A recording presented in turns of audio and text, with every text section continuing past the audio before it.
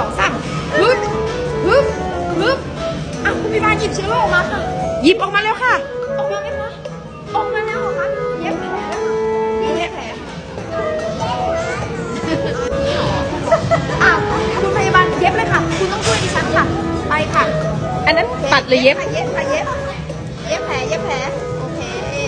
คุณเป็นโรคกันขึ้นยังคะ